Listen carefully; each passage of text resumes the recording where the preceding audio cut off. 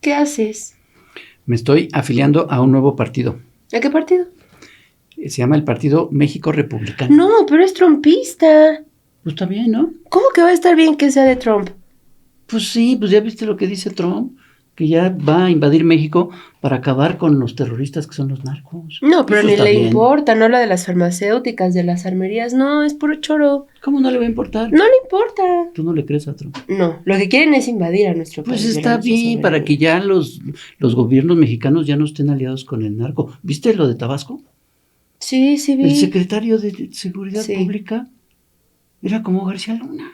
Sí, Entonces está sí bien vi. que vengan los gringos y nos invadan. No, pero Digo ¿cómo que vamos está a permitir bien. una invasión? ¿Dónde te informas, Hernández? ¿En la Típica TV? No en latinos. Ah, con razón. Eso es bien chistoso. Pero broso. mira, tengo una solución. En la próxima estación hay un periodista de verdad, no Broso ni Carlos Loret de Mola, un periodista de verdad. ¿Leo Zuckerman? No, Oh. no, muy lejos de eso. Pero nos va a explicar de este partido que pretende instaurarse en México y también sobre esto que pasó en Tabasco. ¿Ah, sí? Bueno. ¿Quieres? Bueno, pues es tu estación, pero si quieres te invito. Ya vamos a llegar. Sí. No nos vamos a salir por la ventana. No, por la ventana. Bueno, va, a ver. Vamos.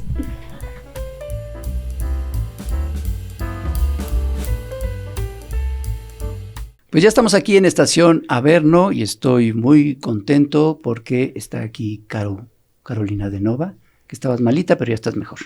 Sí, ahí vamos, Ay, qué bueno. poco a poquito. Todavía tienes voz un poquito. Todavía tengo voz así, pero ahí vamos, poco a Pero poquito. qué bueno. Pero eso no me impidió colarme otra vez a Estación Averno. Sí, bueno, ¿cómo le haré? Voy a poner algo en tu vaso para que... Para que ya no No, venga. al contrario, me da mucho gusto. Muchas gracias. Pero sí te oyes la voz. Me voy a preocupar cuando tu voz se parezca a la de Adán Augusto. Ay, López no. Hernández, ahí sí. No, Qué no. feo. Cruz. Y para hablar precisamente de Adán Augusto López Hernández, de todo el problema que se suscitó hace, pues ya tiene varias semanas desde que salió esta noticia de su cercanía con cierto personaje, pero además eso pues va engranándose con otros temas que son muy importantes. Y para todo eso, invitamos a quién crees. ¿A quién? Álvaro Delgado. ¿Cómo estás, Álvaro? Bien, muy contento de estar aquí una vez más. Una vez más. Hacía rato que no venía. Sí, ya tiene Vine hace para unos hablar de del INAI y toda Del INAI, es el cierto. amasijo de intereses, la colonización del INAI y todo el amasijo de intereses que hubo hasta su muerte. Ya está sepultado el INAI, como otros organismos que eran justamente para pues darle chamba y volver millonarios a muchos personajes. Es lo malo de que seas tan buen reportero, tan buen periodista, que te metes en todos esos temas Sí. y nosotros para entenderlo mucho mejor, pues te tenemos que invitar. No, yo encantado de venir, como siempre, gracias. No, y muchas gracias, Caro, muchas gracias Gracias, Pepe. por el esfuerzo de poder venir y dedicarnos un ratito.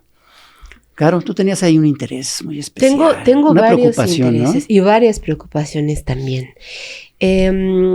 Álvaro, primero preguntarte por este texto que esta semana publicaste en Sin embargo, sobre este nuevo partido político. Bueno, no sé qué tan nuevo sea, parece que tiene algunos años, pero que podría tener intereses pues ahí medio oscuros y muy preocupantes también por provenir precisamente de una cercanía con Trump. Me parece que tanto del Partido Republicano como Demócrata, pero al final representando lo mismo, ¿no? Una especie de intervención por ahí medio velada, pero al mismo tiempo pues muy clara, ¿no? ¿Nos podrías hablar un poquito de esto? Sí, por supuesto, y qué bueno que me preguntas, Caro, sobre este trabajo que publicamos ayer lunes en Sin embargo, que se origina en particular en la cena que organizó en la American Society, que encabeza Larry Rubin. Una cena en honor del nuevo embajador de Estados Unidos en México, Ronald Johnson. Y a mí me llamó la atención porque pues asistieron personajes de la derecha mexicana que son abiertamente proclives a Estados Unidos y abiertamente proclives también a una intervención militar de Estados Unidos en México. A mí me parece repugnante que haya mexicanos que tengan esa proclividad y esa conducta realmente abierta.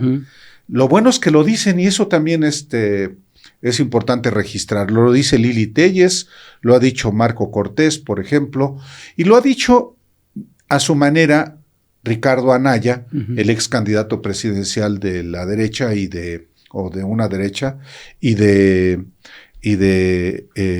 hoy es el coordinador de los senadores del PAN. Pero entonces, yo había observado cómo se está armando apenas es un intento de partido. No es un partido todavía porque igual que otras asociaciones políticas, están buscando convertirse en partido político.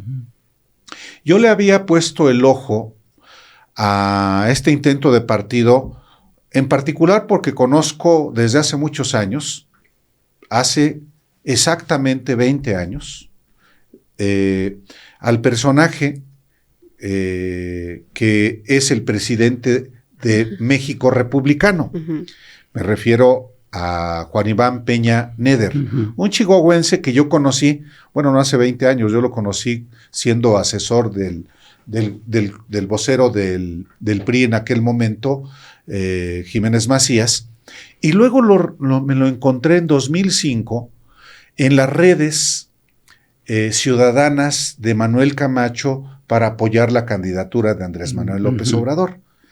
Lo recuerdo muy bien porque me dijo una vez, después de que yo publiqué en Proceso, donde trabajaba entonces, un reportaje sobre los tecos y me amenazaron de muerte, también me invitaron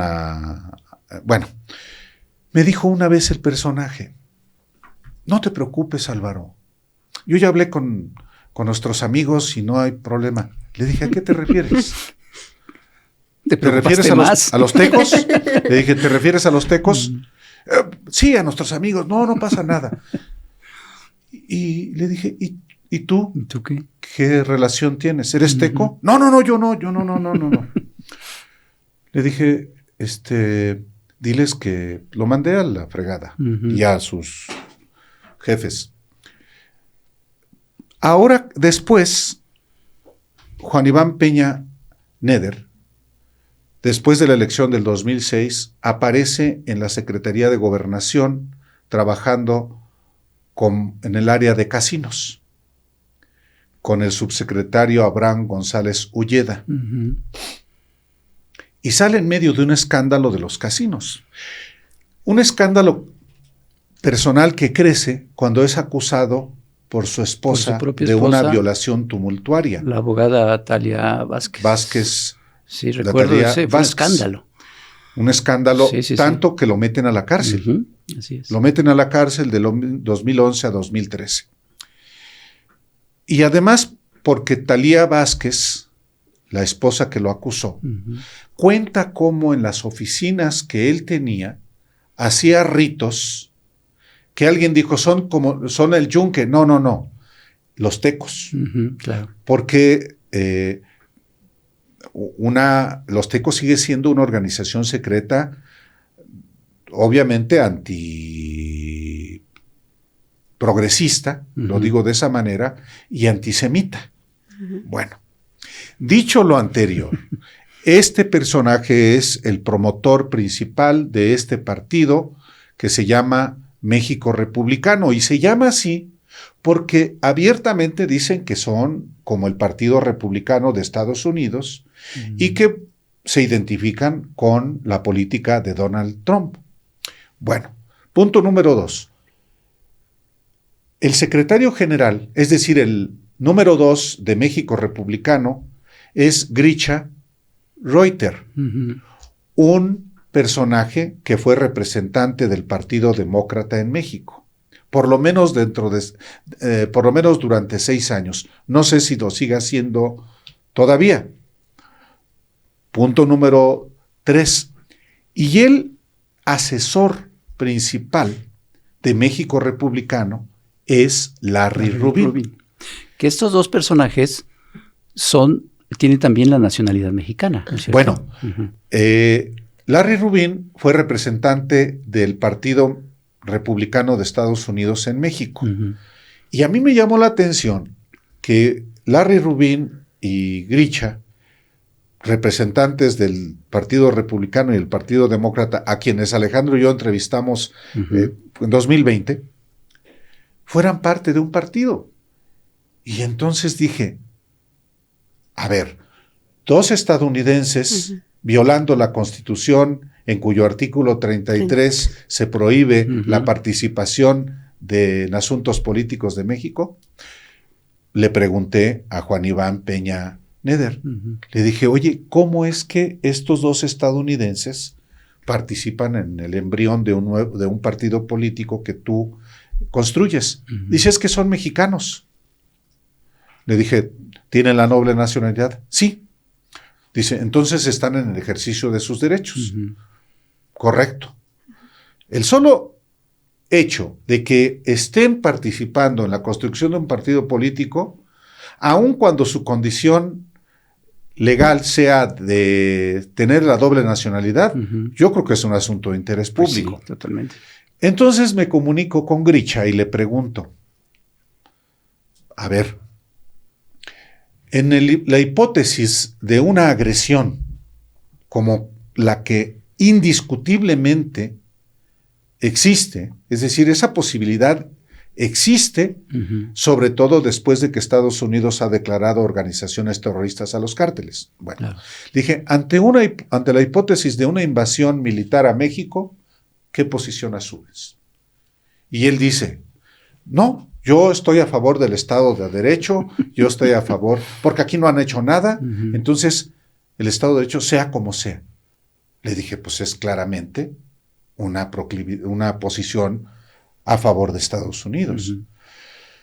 A favor de una invasión. A favor de una invasión. Y entonces, más allá de que tengan a salvo su derecho como mexicanos y estadounidenses, yo creo que los mexicanos tienen derecho a saber si apoyan a un partido que claramente es pro-yanqui, que claramente es pro-Trump y que claramente prefieren a Estados Unidos. Y ese creo que es el asunto. En un momento en que la agresividad de Donald Trump en estos 6 meses de su segundo periodo ha escalado a niveles inauditos y me temo que va a seguir escalando con circunstancias como la de Adán Augusto López Hernández y el fugitivo Hernán Bermúdez Requena. Claro, porque es un argumento más, pues un elemento más para abonar a la narrativa de el narcoestado, de esto que declaró Donald Trump la semana pasada, ¿no? De los funcionarios que están totalmente rebasados, que ya hasta temen de llegar a su oficina porque el narco está totalmente...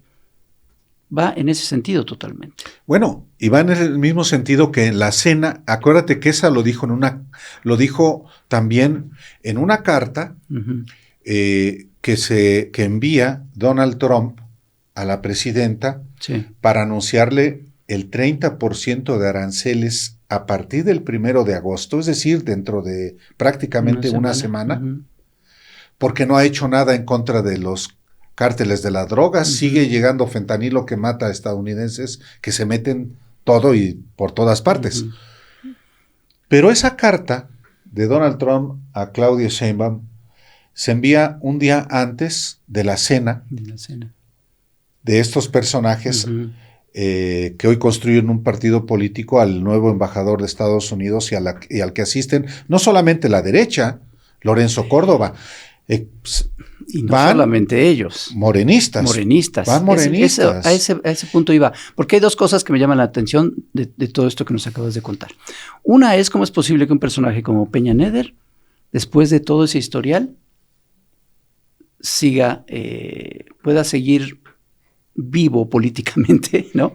A tal punto de estar armando un nuevo partido político. Bueno, esa es una. Y la otra es, efectivamente, a esta cena no es sorpresa que asista, pues, Anaya, Jorge Romero.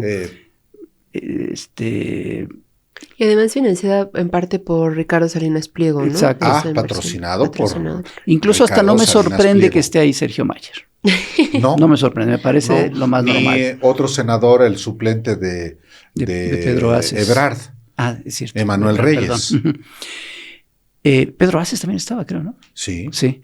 Eso no me sorprende. Pero sí me sorprendió, que ya no debería, porque ya este ya es el segundo incidente que tiene más o menos similar.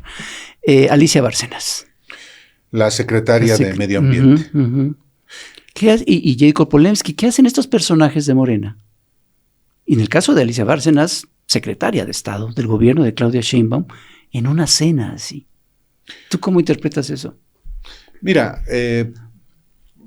pudo haber sido hasta representante de la presidenta. Eso no, nadie le ha preguntado a Claudia Sheinbaum sobre esa cena, por cierto. Bueno, cada quien, ¿no? Cada quien. Yo no sé en condición de qué, y ella no ha dicho una sola palabra. O sea, pues, Pero todo dar. Es que no era un evento oficial de la embajada. No, es un acto organizado por los estadounidenses en México, que esa es la, ¿cómo se pronuncia? Society? American Society. American Society. Y entonces, pero a quienes les encanta el boato del poder. Sí, por eso decía de Alicia Bárcenas que hace unos meses, más o menos al principio del sexenio, fue a esta boda en el Munal, ¿no? En el Munal, sí. Que después ella trató de explicarle de un funcionario que de la Secretaría de Relaciones pues, que ella no Exteriores. sabía que era una boda, que era un homenaje, en fin. Pues entonces, ¿en qué mundo vive? Exactamente. Eso es a mí lo que me preocupa. Bueno, pero ahí estaban otros personajes.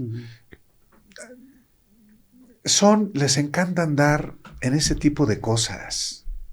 El glamour, el rentar el frac o...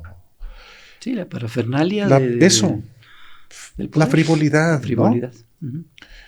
Nadie levantó la voz cuando este sujeto, Larry Rubin, le trapea con la presidenta y que dice, no es una amenaza, es una advertencia estratégica. Y la frase no es fortuita, ¿eh? La advertencia estratégica es un concepto que grupos ultraconservadores de Estados Unidos, como la Fundación Heritage, tienen para advertir que México no está haciendo bien las cosas y que se debe invadir el país. Por eso a mí me parece verdaderamente grave y por eso a las cosas hay que abordarlas de una manera clara. El México republicano está haciendo un trabajo en favor de Estados Unidos. Dice Juan Iván Peña Neder, no, nosotros queremos que haya entendimiento, que no haya dificultades entre los dos países. Está bien. Lo que tiene uno que hacer como periodista, no como diplomático, ni como político, ni como otra cosa que no sea el cumplir con la información, es eso, informar.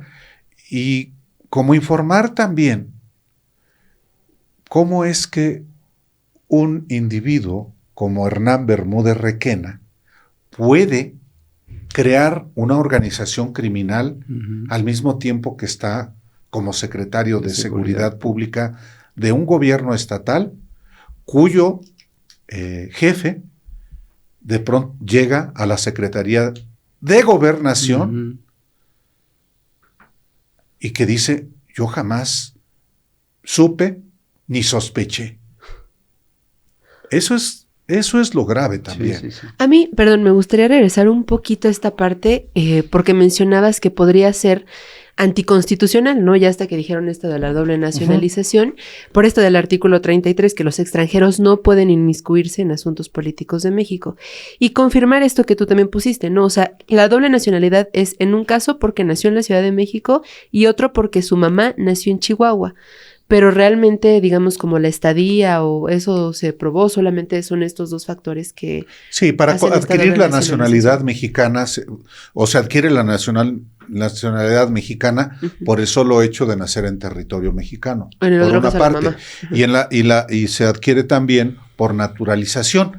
Y cuando una persona se naturaliza y cumple con todos los requisitos para naturalizarse, se le considera también mexicano por nacimiento. Y si es hijo de padres mexicanos. O sea, ellos dicen, yo soy mexicano. Sí. Sí, legalmente se cumple. Legalmente se cumple. Y en ese caso no estaría en la hipótesis de violar el artículo 33 de la Constitución. Pero ¿cuáles son los hechos? A ver, eres mexicano, sí, pero eres pro-yanqui. Crees más en Estados Unidos. Entonces... Pero ya si son mexicanos, entonces hablemos como mexicanos. Exacto. Y yo creo que la gente tiene derecho a saber que hay estos que se dicen o que son legalmente mexicanos, pero que en realidad están trabajando para el gobierno de Estados Unidos. Y atentando contra la soberanía. Como hay tantos mexicanos que actúan en favor de los intereses de Estados Unidos, como en la historia ha ocurrido, ha habido muchos, ¿no? Entonces, sí, eso me parece que sí es muy importante ponerlo en el foco, porque si no, vamos a tener un partido, un partido político al que además vamos a financiar con recursos públicos, pero que va a estar defendiendo los intereses estadounidenses. Yo no. Yo no. Hay una serie de requisitos para que finalmente... sí sea un partido político, que no está fácil. Ya vimos que no todas las organizaciones políticas pueden lograrlo. Lo vimos con el caso del partido que quería ser Felipe Calderón, ¿no? Que finalmente pues no lo cumplió. Querían hacerlo por medio de trampas, ¿no? ¿Qué posibilidades reales crees que tenga este partido? Muy remotas. Esta organización para realmente tiene que cumplir una serie de asambleas, de firmas, ¿no? Ellos, en el caso México Republicano, los nuevos partidos tienen dos posibilidades. Hacer 200 de 300 asambleas distritales, en cada una de las cuales tiene que haber por lo menos 300 ciudadanos mexicanos con su credencial de elector. O 20 de 32 asambleas estatales, en la que deben participar en cada una al menos 3,000 mexicanos con credencial de elector. Al mismo tiempo deben afiliar a 300,000 mexicanos. No es nada fácil. No es nada fácil, de verdad. Eso ocurre cada 6 años. Yo siempre he sido de la idea de que cada quien tiene todo el derecho de que se generen nuevos partidos políticos.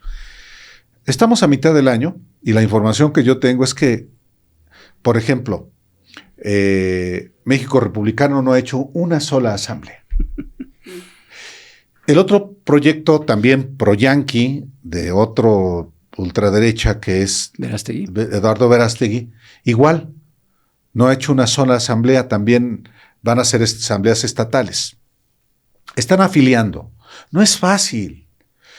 Yo por eso digo, es importante decirle a los mexicanos que esos partidos son de personajes que se le someten a Donald Trump. ¿Quieren apoyar a un partido que se someta a Donald Trump?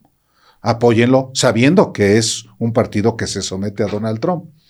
Los más adelantados, entre comillas, hoy, de los que están en una formación, es el que busca ser por tercera ocasión partido político, el de Hugo Eric Flores. Encuentro Social o Encuentro Solidario, y ahorita es Construyendo Sociedades de Paz. No se rían, así se llaman. Sí. Y lo otro es el de Guadalupe Acosta Naranjo, el de todo el grupo de José Goldenberg, Lorenzo es como Córdoba. Que las obras de la Marea Rosa, ¿no? Ajá. Somos México, sí. ¿no? Sí, Somos México. Uh-huh. Y esos están construyendo su partido.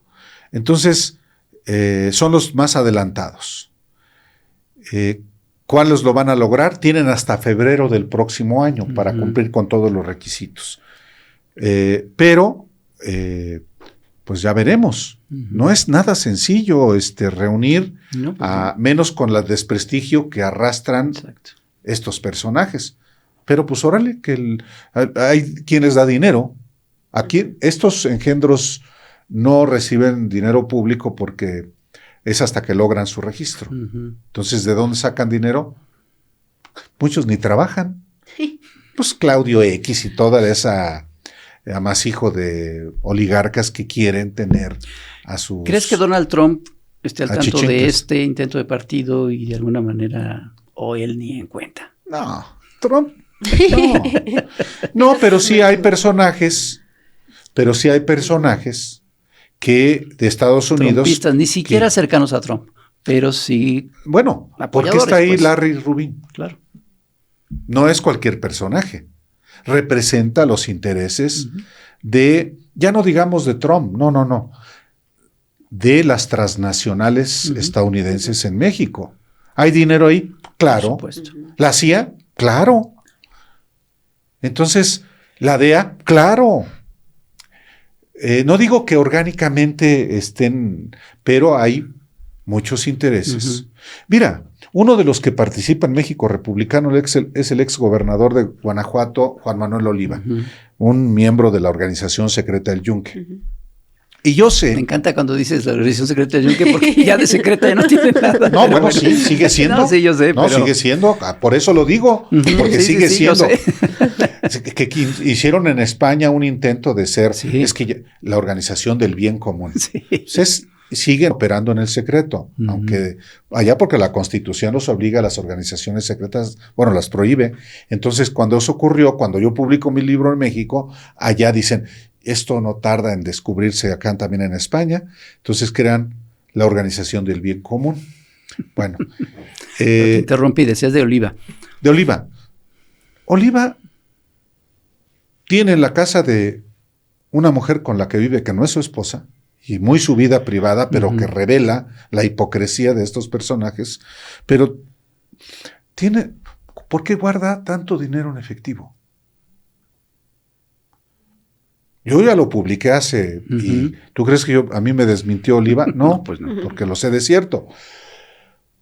¿Por qué tiene tanto dinero en efectivo?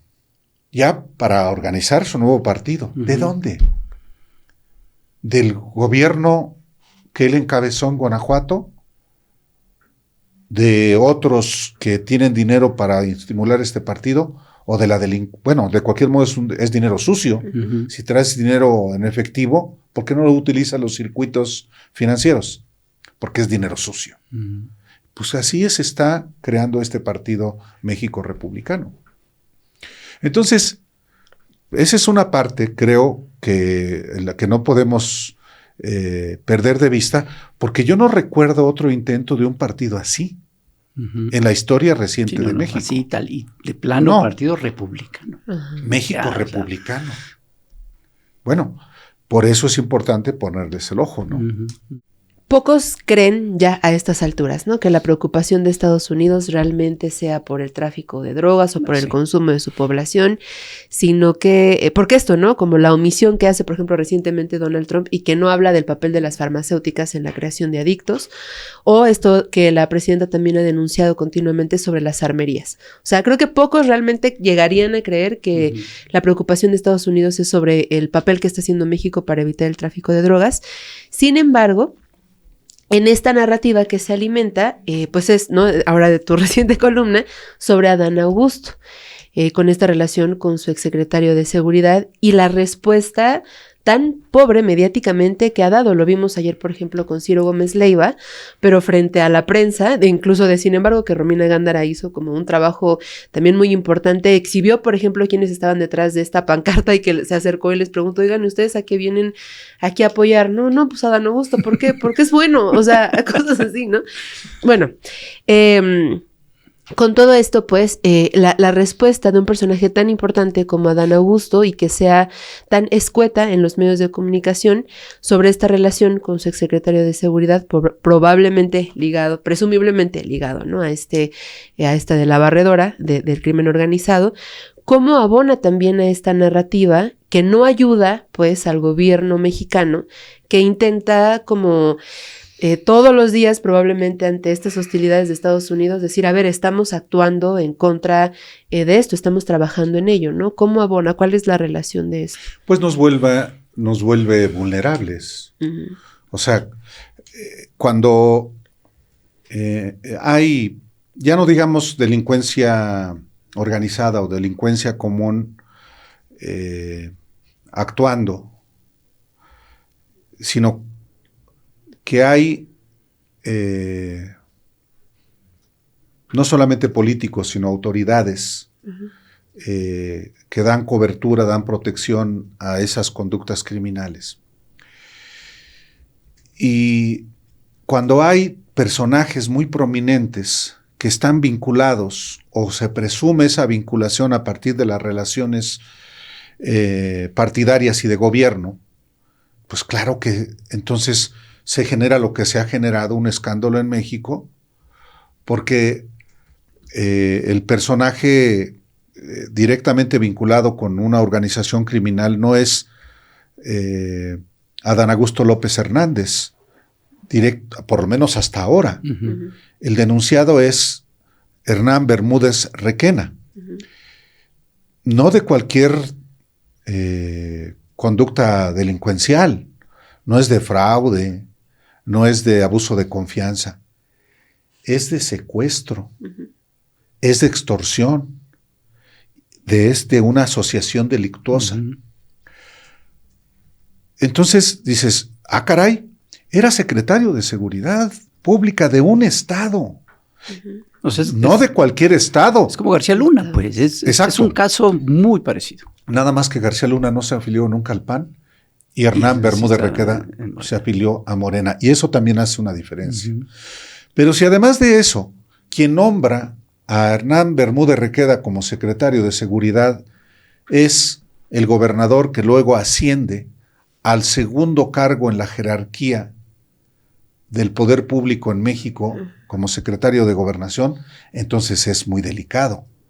Y cuando estalla el asunto como ha estallado, es la cabeza de uno de los poderes del Estado, de uno de los 3 poderes del Estado, porque él es no solamente coordinador del grupo parlamentario de Morena, es el presidente de la Junta de Coordinación Política, que es el órgano uh-huh. de gobierno del Senado, uno de los 2 cámaras del Congreso. Y obviamente esto impacta en el otro poder, en el Ejecutivo. Claro. Pero si además de eso se examina, como lo he examinado yo desde la semana pasada que publiqué mi columna Adán Augusto López y la barredora, Hernán Bermúdez Requena llega a Tabasco en 1992, uh-huh. en el gobierno de Manuel Gurría Ordóñez. Uh-huh. Y ahí conoce a Adán Augusto, que era el director de la Junta Local de Conciliación y Arbitraje, y luego subsecretario de Gobierno, y los dos desde entonces inician una relación personal que lo llevan luego a Hernán Bermúdez Requena como el director de reclusorios de Roberto uh-huh. Madrazo, uh-huh. que los reclusorios son un lugar donde se planifica la delincuencia, incluyendo la droga, y luego con Manuel Andrade, subsecretario de Gobierno de Protección Civil. Manuel Andrade era fue el coordinador, Adán Augusto fue el coordinador de campaña de Manuel Andrade, y era el secretario general del PRI cuando esa elección. Entonces, casualidades no hay. Y eso es lo delicado, porque entonces sí vuelve vulnerable a México ante Estados Unidos. Claro. Ahora sí vamos a hacer una pausa muy, muy, muy breve y ahorita seguimos para de plano seguirnos con el caso de Adán Augusto López, que yo creo que nunca ha dejado de ser priista. Pero bueno, de eso vamos a hablar en un momento. No se vaya, regresamos aquí en Estación Averno.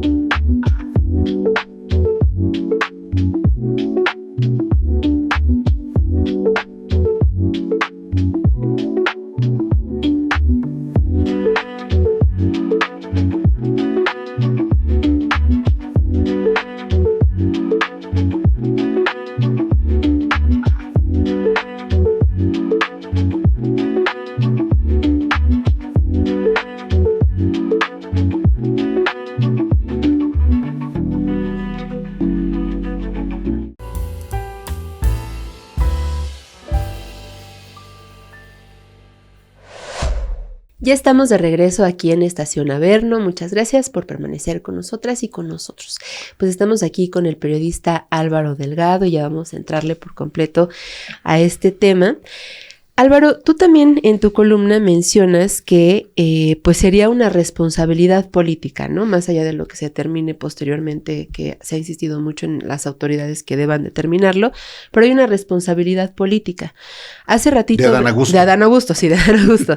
El hecho de que continúe en el cargo, ¿no? De este escueto mensaje a través de su red social de X, decir, bueno, pues si me llaman, voy, ¿no? Estoy, pero que siga finalmente también en el cargo. Y hace ratito tú decías algo como sobre el poder legislativo, lo que representa Adán Augusto. Pero también estos días la presidenta Claudia Sheinbaum pues se ha posicionado, ha sido objeto de estas preguntas a Adán Augusto, pues no lo vemos eso frente a los medios y la presidenta irremediablemente tiene que responder por él, ¿no? En medio también de esta pues crisis que ha atravesado el partido de Morena con todo esto que hemos visto de algunos personajes, que la gente en general cuestiona como estos principios y la observación de los principios. Vemos también a la mandataria como intentando, pues bueno, frenar un poco todo este caos de alguna manera, y también le implica a ella, ¿no? ¿Cuál tendría que ser, digamos, la responsabilidad en alguien que precisamente por cuidar algo tan importante como es este movimiento de izquierda en nuestro país, tendría que tomar? Porque, bueno, no sé tú cómo lo pienses, pero para mí también afecta en esta imagen, pues, de la mandataria que tiene que estar sorteando las preguntas de la prensa, que tampoco puede arrojar como, aunque ha dicho, bueno, no se protege a nadie, ¿no? Pero en alguien que sería como un pilar de alguna manera también en el partido y que esté afectándolo de esta manera, continuando en el cargo y siendo tan escueto, pues, ante la prensa. Hay que recordar que Adán Augusto López Hernández había guardado un silencio absoluto después de que estalla el escándalo con el general responsable de la zona militar y de la estrategia de seguridad en Tabasco. Y solo es hasta que la presidenta dice que ojalá que Adán Augusto hable, que Adán Augusto emite un tuit, un mensaje en redes sociales, en X, sin, por ejemplo, mencionar a Bermúdez Requena.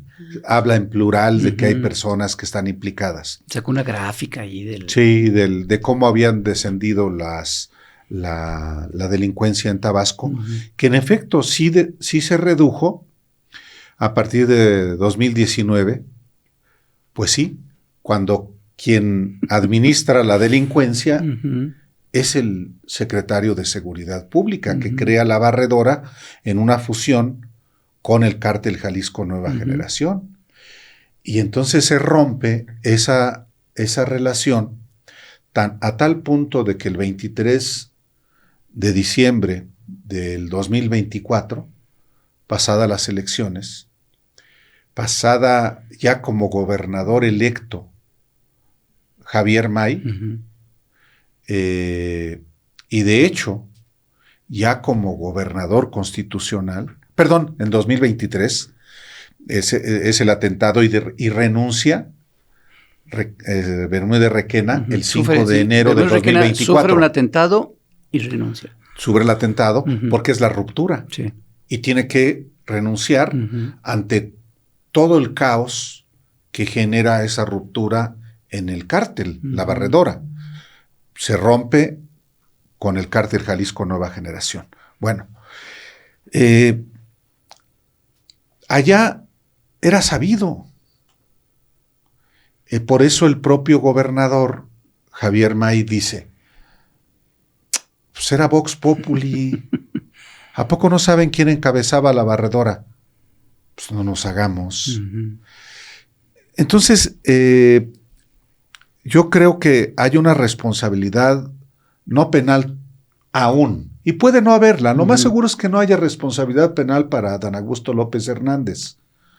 Pero hay, sin duda, una responsabilidad política, porque él designó a Bermúdez Requena conociendo su historial desde 1992 y cómo el propio Bermúdez Requena estuvo implicado en dos actos criminales. Uno, en 2006, cuando es detenido por la PGR a raíz del asesinato de un cacique de Acayucan,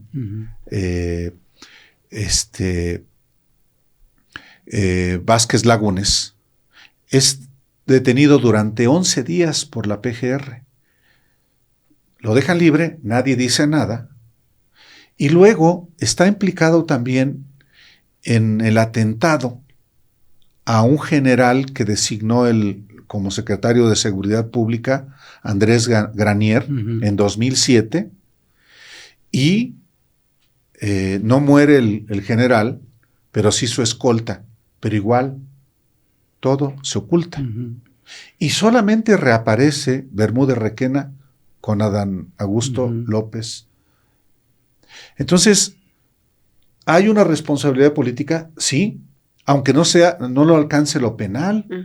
Ya tenía instrumentos, tenía el conocimiento de la biografía Adán Augusto, y luego cuando llega secretario de Gobernación, ¿a poco no tenía más información?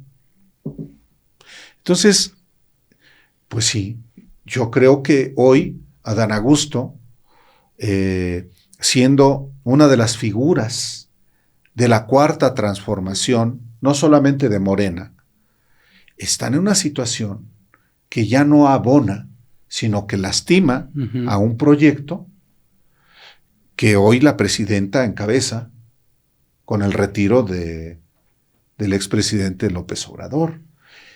Y un acto de responsabilidad sería separarse del cargo y presentarse ante las autoridades. Sí, pues es muy bonito. Sí, yo me presento cuando me llamen. Me dicen, yo voy, pues sí. Pues lamentablemente sigue existiendo el fuero. No se acabó. El fuero sí, constitucional que tienen los legisladores sigue existiendo. Oye, hace un momento yo decía que Adán Augusto López para mí seguía siendo un priista, porque siento que él, como algunos otros personajes que están en Morena, como Monreal, por ejemplo, siento que nunca han dejado de ser priistas. A diferencia de López Obrador, que yo siento que él, incluso cuando estuvo en el PRI, no era priista, ¿no? Sí. Por eso le cuesta la presidencia del PRI en 1982. Claro, sí. Porque además él decide salirse, ¿no? Y se sale por convicción. Por convicciones, no por estos personajes que se salen por conveniencia y se van adaptando a los partidos políticos a los que están. Y en ese sentido creo que son un lastre para la 4T personajes como ellos. A pesar de eso, sí hay ciertas diferencias, por ejemplo, con lo de García Luna, porque es precisamente un gobierno de Morena el que saca la información, el que informa sobre este personaje, pero inevitablemente esto daña al movimiento. ¿Tú cómo ves cómo se manejó en estos días, por ejemplo, el supuesto apoyo que recibió Adán Augusto en la convención que hubo de Morena el fin de semana, que los medios trataron de presentarla como que el partido estaba arropando a Adán Augusto? A mí me parece que es todo lo contrario. Digo, fuera de esos gritos que a mí me parece que son casi que comprados, ¿no? Así como las mantas, pancartas y estas cosas. Yo no veo ni a la presidenta del partido ni a la presidenta de la República lavándole la cara, ¿no? ¿Tú cómo ves esto? Pues es la derecha, la que otra vez, sobre todo en la mayoría de los medios de comunicación, pues efectivamente hace parecer como un arropamiento de Morena a Adán Augusto López Hernández. Y creo que es muy evidente que es lo contrario. Tanto lo que ocurrió en el Consejo Nacional de Morena el domingo, no solamente con los discursos de Luisa Alcalde y Alfonso Durazo, sino el momento en el que los gritos "no está solo", pues es un grupito, sí, de los afines a Adán Augusto. ¿Cuántos? ¿20? ¿30? ¿De 300? Pues es más o menos la proporción de lo que ganó en la elección interna de Morena en 2023. Por eso se fue al cuarto lugar. Que ese es un dato importante porque efectivamente un personaje que gastó tanto dinero en esa precampaña, que con esta cuestión del secretario de Seguridad Pública hace sospechar de dónde pudo haber salido tanto dinero. Pues por lo menos sí, ahí la sospecha pues tiene una cierta validez. Exacto. Que todo el pago de espectaculares, de vehículos, de transporte inclusive de un grupo de colaboradores, no solamente del equipo de campaña, sino colaboradores en su imagen como youtubers que tienen canales de YouTube y que dan a conocer. Hasta un canal de animaciones. Hicieron un canal de animaciones, así de dibujos animados, las aventuras de Super Adán o algo así, y trataba de ser, no era de Super Adán, pero trataban de hacer como que una crítica chistosita de todas las corcholatas, pero siempre el bueno era Adán Augusto. Sí. Y ridiculizaban a los otros y ponían a él como el mero mero. Sí, o sea, eso el dinero salió de ahí. Yo no tengo ninguna evidencia para afirmarlo, pero tiene una cierta lógica. ¿Quién administraba el dinero? La hermana de Adán Augusto. Ya no Rosalinda, porque estaba muy delicada de salud, su otra hermana. Pero en todo caso, la contienda interna de Morena, a pesar del despilfarro, colocó a Adán Augusto en su dimensión, en el cuarto sitio. Sí, porque la gente vio que él no era parte del movimiento realmente. Sí. Incluso como si ven a Fernández Noroña como parte del movimiento. Por eso, incluso quedan, creo, empatados o un poquito más arriba. Apenas un poquito arriba Fernández Noroña. Porque él sí, como sea el personaje y lo que sea, pero sí la gente lo ve como parte del movimiento. Sí. Entonces, él, ¿no? Claro. Pero igual lo coloca en su sitio a Adán Augusto, que por los arreglos que hizo López Obrador con los aspirantes, pues en realidad le tocaba la coordinación del Senado a Fernández Noroña, nada más que no era de Morena. Exacto. Se tuvo que afiliar, ¿no? También hay ese cambio, ahí el asunto, porque a Adán Augusto, pues no le hubiera tocado. Y a Monreal tampoco, nada más que resulta que no había nadie que hubiera participado que llegara a la Cámara de Diputados, era el único. Vuelvo al asunto, es ya una práctica muy priista sí, de Adán Augusto, de Monreal, de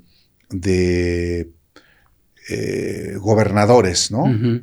Armenta, Laida Sansores, Sí. por ejemplo. Uh-huh. Yo recuerdo a Adán Augusto, porque debo decirlo también, porque finalmente también es parte de si uno tiene autoridad o no para decir cosas. Pero desde el 1994 yo di cobertura a todos los asuntos de Tabasco. Y por tanto, yo no vi jamás a Adán Augusto junto a López Obrador. Ya no digamos en el 88, en el 94, uh-huh, cuando el fraude de Roberto Madrazo. No, porque Adán Augusto apoya a Cuauhtémoc Cárdenas, sí, en el 88, coquetea ahí, pero después se sigue en el PRI hasta el 2001. Sí, todavía en el 2000 no solamente no pertenece al movimiento de López Obrador, sino que es el coordinador de la campaña de la elección de Manuel Andrade. Del candidato de Madrazo. Del candidato de Madrazo. Uh-huh. Una elección que anula el Tribunal Electoral por fraudulenta y se tiene que repetir. Él no solamente era el coordinador de la campaña de Manuel Andrade, era el secretario general del PRI. Entonces, después se separa. Todavía Adán Augusto con Manuel Andrade pues, siguen siendo sus cuates, ¿no? Uh-huh. Pero ya se separa y realmente su llegada al movimiento es cuando el desafuero. Sí.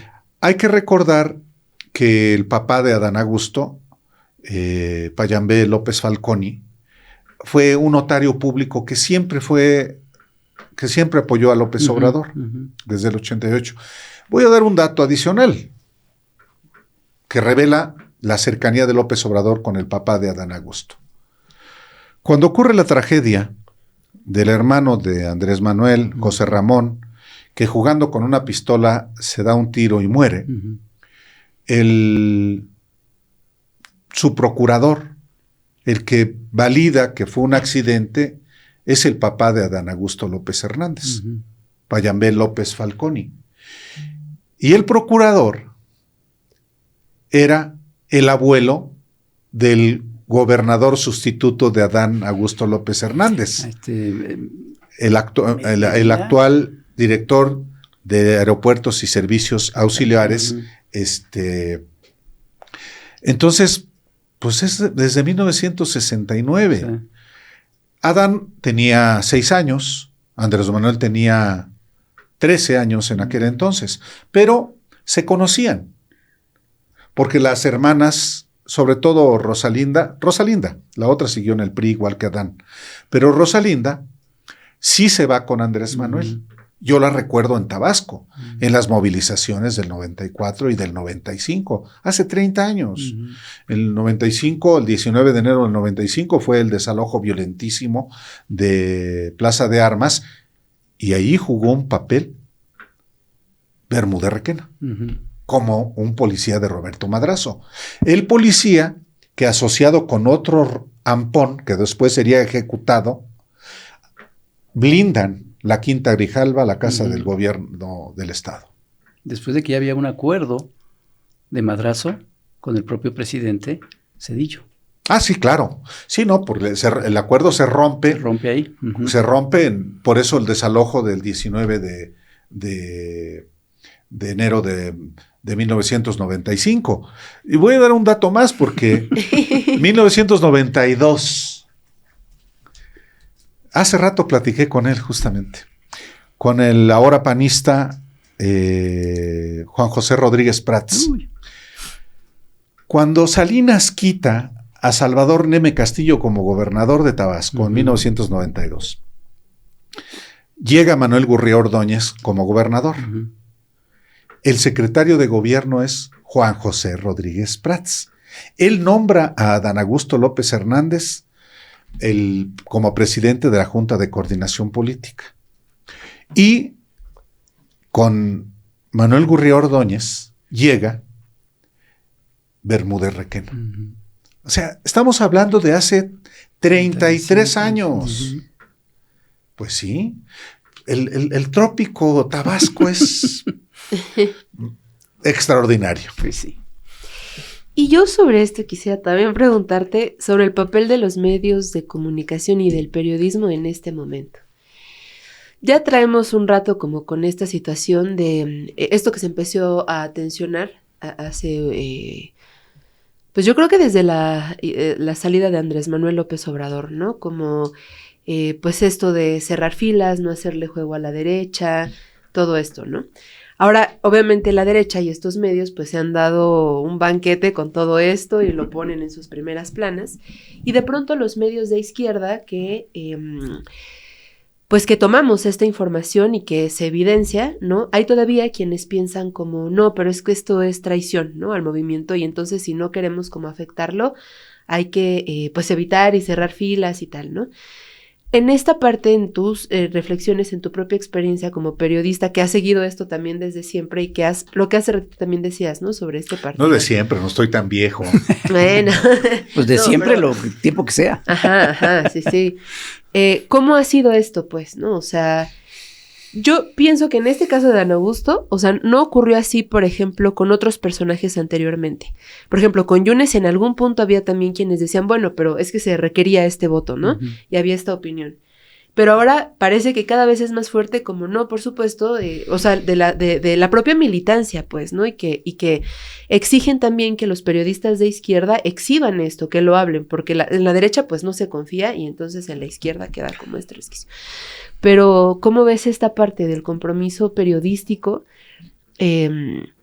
frente a, pues, esto que, bueno, no sé cómo tú lo ves, pero finalmente siempre está también en el escenario global, pues, en riesgo este movimiento de izquierda en general que está sosteniendo México, pero al final esta responsabilidad... La izquierda debe ser derecha.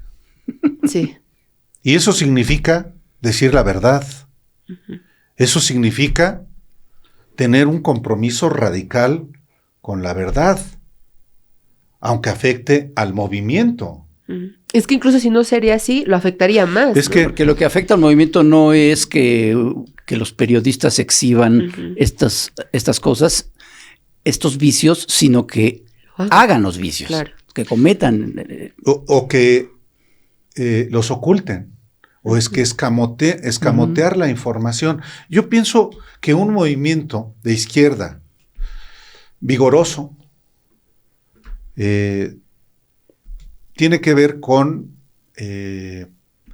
que delibera, somete a escrutinio, a revisión y a discusión todo. Uh-huh. Y en particular las cosas que afectan a ese movimiento, las desviaciones de ese movimiento, las lacras que aparecen y se desarrollan en ese movimiento y que es importante parar y contrarrestar, si es que no es posible aniquilar, para que no se corrompa ese movimiento. Uh-huh. Por supuesto, con hechos, con datos, no con mentiras, no con manipulaciones. Siempre pienso el mayor aporte que puede hacer un periodista a la sociedad es, pues, proporcionarle información verídica sobre asuntos que le afectan. Y asuntos que le afectan aún siendo parte de un mismo pensamiento, digámoslo así. Con mayor razón, creo yo, si uno tiene una posición, una visión, una formación progresista, pues tiene que ratificar esas convicciones en los hechos. Uh-huh.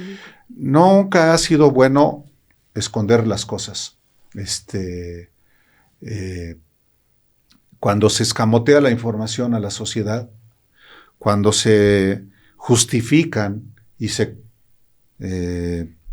consecuentan ciertos comportamientos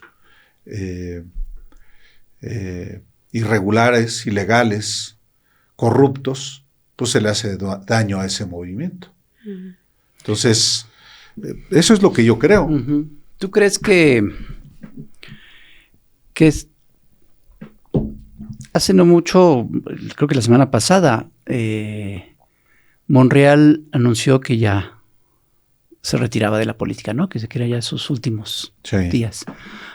Que además que lo diga él no es garantía de que lo vaya a hacer. No, porque no tiene credibilidad. Porque no tiene credibilidad, efectivamente. De hecho, si lo dice, tal vez quiera decir todo lo contrario. Sí. Pero bueno, el chiste es que anunció eso después de los halagos que le hizo la grafóloga, ¿no? Sí, perfecto. Y ahora, bueno, sucede esto con Adán Augusto. Yo menciono a Adán Augusto y a Monreal porque me parece que son dos ejemplos de la visión priista enquistada en Morena y que le hace mucho daño a Morena, porque representa los vicios y la podredumbre del viejo régimen y que se mantiene ahí y que por lo tanto a mí me parece que son un lastre para la 4T, que son más perjudiciales que otra cosa. Por muy operador político que sean los dos, que a mí me parece que ya ni siquiera lo son, lo vimos en la elección del año pasado, en donde Monreal ni siquiera logró que su hija llegara a la alcaldía Cuauhtémoc, porque ya no tiene ningún margen para conseguir votos, ni para operar, ni nada. He ahí la prueba. Y Adán Augusto, yo siento que también por gran operador que sea, que no creo que lo sea, fue secretario de Gobernación, pero de un presidente que era el que realmente operaba políticamente, no su secretario de Gobernación. Entonces, ¿tú crees que estos dos personajes ya están tocados y que ya su margen de maniobra ya es tan breve que no tienen futuro político, pues? Pues no, es que ya no tienen futuro político, no solamente porque lo diga Monreal, ni siquiera por este episodio de Adán Augusto. Llegaron por un arreglo que hizo Andrés Manuel López Obrador. Y son políticos profesionales. Un arreglo público, hay que decir también. Sí, claro, fue un arreglo público. Decir, a ver, nos vamos para evitar lo que me parece que era muy importante, evitar cualquier conflicto interno. Pero también ellos, Monreal, ¿a qué puede aspirar? Yo creo que su mayor aspiración hoy es, digamos, darle opciones inclusive a sus propios allegados, familiares y no, a su propia hija, su propia... él sabía que no iba a ser candidato a presidencial, ya no le alcanzó ni siquiera para ser candidato a jefe de gobierno, como se la disputó a Claudia en 2018. Entonces, pues a mi hija. Y se entiende en esa lógica política. Adán tampoco le alcanza, pero es normal que quienes, no solamente él, sino quienes los rodean, digan, no te retires. Claro.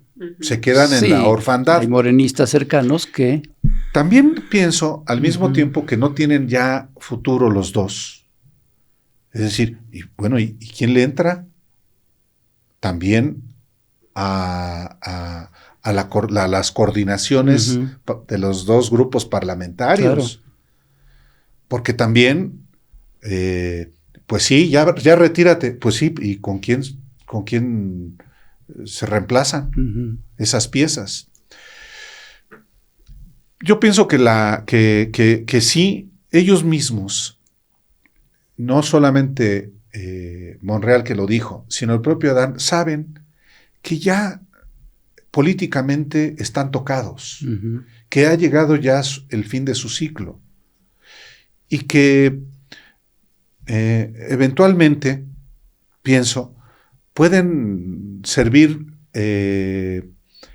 ser útiles inclusive al propio movimiento López Obradorista, hasta para resolver algunas conflictivas en sus ámbitos. Pero que es importante que ese recambio generacional del que habló López Obrador realmente se materialice, se concrete, no solamente como se concretó con Claudia Sheinbaum y con otras mujeres que existen. En el Parlamento es importantísimo que haya buenos operadores políticos. Y viene, yo creo que una parte importante para 2027. Se van a renovar no solamente la Cámara de Diputados, que es una oportunidad para efectivamente el adiós de Monreal, sino para que se incorporen otros cuadros que hoy están en gobiernos estatales, las gobernadoras y gobernadores, que yo creo que van a nutrir el gabinete de Claudia Sheinbaum para la segunda parte de su sexenio.